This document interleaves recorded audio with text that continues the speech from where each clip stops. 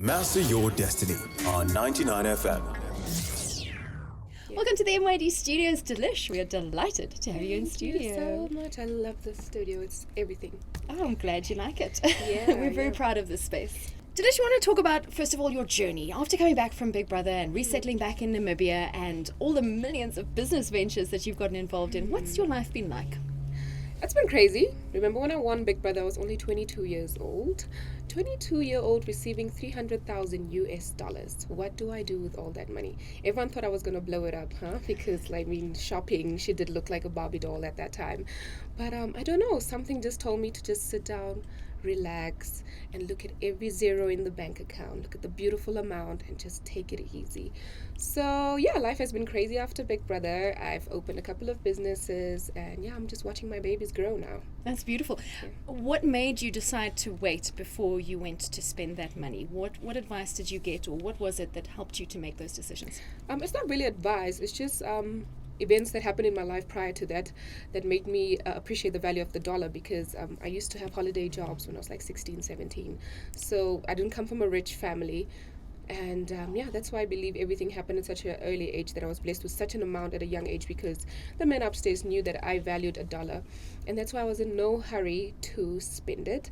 But I bought a Rolex, the immediate amount it reflected in my account. I was like, I'm going to get a Rolex wristwatch. That was my favorite thing. That's the dream. Yeah, that's where I splurge a little. It's quite a beautiful story then, if you're saying not coming from immense poverty, coming from not immense wealth, and then to a position where you are now a business owner and a dynamic powerhouse in the corporate world, and with many different businesses under her belt. It's a beautiful turnaround story, and it also shows that it doesn't matter where you come from, it's about what you make of yourself. I'm telling you, nothing is permanent. That taught me a lot, and I really didn't think it would happen soon. I always knew that, I would be a successful woman, but I just didn't expect it in my early 20s. It was too early, but just right timing. Yeah, that's really beautiful. And would you have any message for somebody who's listening right now, who's in a difficult position, whether that's in their finances or just in general in life, and feeling like it's never going to happen for me? Oh yeah, you should just trust your journey. Sometimes things seem so impossible. I come from a family where my mom was battling with alcoholism, so much happening around us, and I was like, we are never getting out of it. And then just look what happened to me. I competed against 28 housemates from Africa with bigger personalities than me. And then Africa chose me because it was my time. So your situation is not permanent. Just trust your journey and never give up. Just persistence is key, and that's it. Absolutely. Yeah. And talking about persistence, it's the time of the year right now where everybody's feeling a little bit tired. And when you have chats with people, everybody's just feeling this Octoberitis, as it's called, where you're feeling you just can't anymore. You're a woman who has so many businesses and so many interests that you're juggling. How do you keep going? And what advice would you have for anybody that's struggling right now with the space they're in? I won't lie. I'm also one of those people who panic, because everything is happening so fast, and you're trying to cash in quickly before the year ends, before everyone leaves for holiday. You walk in the mall and Christmas decorations are busy going up, and you're like, oh, guys, wait for November. This shouldn't be allowed. So it's you panic, but you should just contain yourself. Keep calm and just try and do as much as you can right now, because after November you can't get much in anymore. So just go with the flow, just push a little harder. Yeah, absolutely. And how do you keep juggling? Do you have anything that you specifically do to keep you going, to keep you balanced?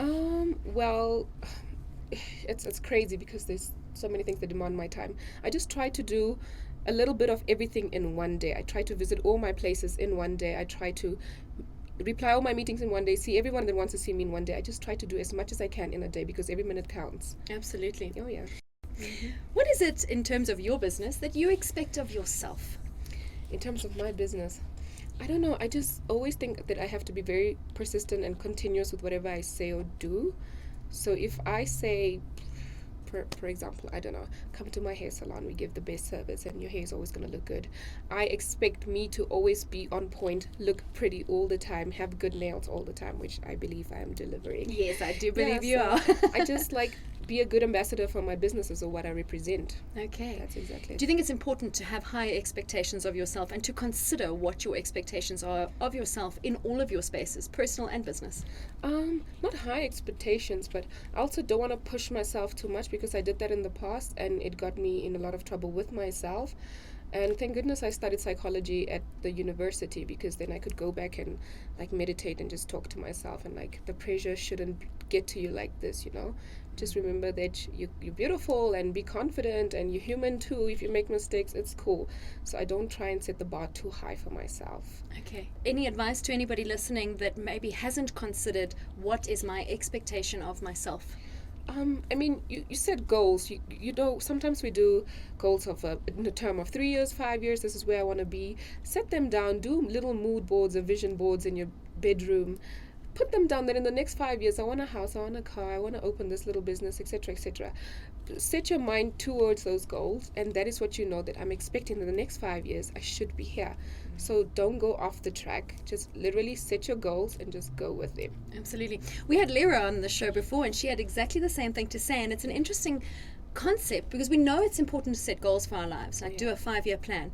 But how often do we do that? Most people will say, I have an idea of where I want to be in 5 years' time, but we've never gone and sat down and said, these are my goals. Exactly, and But that's it's where important. most of us go off, huh? Yeah. Because some of us do actually the vision boards. I have one in my bedroom. Okay. And I'm like, where did I go wrong? This is the direction I was meant to go. You say you want to do it, you're going to do it, and then you just go off track. So you have to keep focus. You just have to keep focus. It's so hard. Yeah, absolutely. So yeah. And that's why it's good to have these kind of tools that are going to assist you to keep the focus, right? That's it. There's several methods, I believe, in a vision board. Yeah. Okay, fantastic. Yeah. And any specific tips in a vision board that you could share with us? I made my vision board. I make one every year.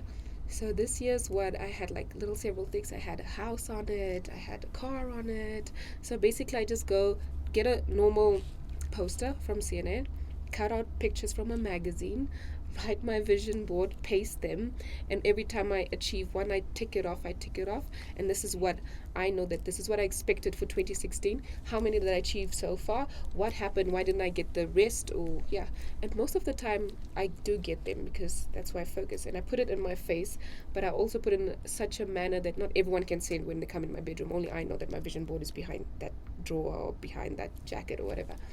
So yeah. Okay, good. So it's important to get the idea of what you want to do, put it in your face, but then maybe not make it in everyone else's face. Because they might just jinx it for you. Yeah. Talking about the everyone else, expectations are often something we have of other people, but we've also heard here on MYD that it's not smart to set your expectations on others, because you can get disappointed. You can, people change just like seasons do, and I don't know why human behavior can be so tricky, but then again, we're evolving each and every day, so you shouldn't expect too much from people or have too much faith in people. But then again, they say if you want to go fast, you go alone. No, if you want to go far, you go with someone, and if you want to go fast, you go alone. Absolutely. So yeah, you just figure out there. Figure out the one that works for you. Oh yeah. And obviously we live in a world where we are social beings, we need connection, and so it's good to go with somebody, but decide what it is, where and how fast you want to get there. With the somebody, exactly. Yeah, absolutely. Yeah. Do you have any specific message for Namibia? Any specific messages to Namibia? Thank you guys so much for your support. I hope my story inspired somebody out there. Remember that you are the best that you could be, and don't let anybody ever tell you no. Believe in yourself and keep moving forward.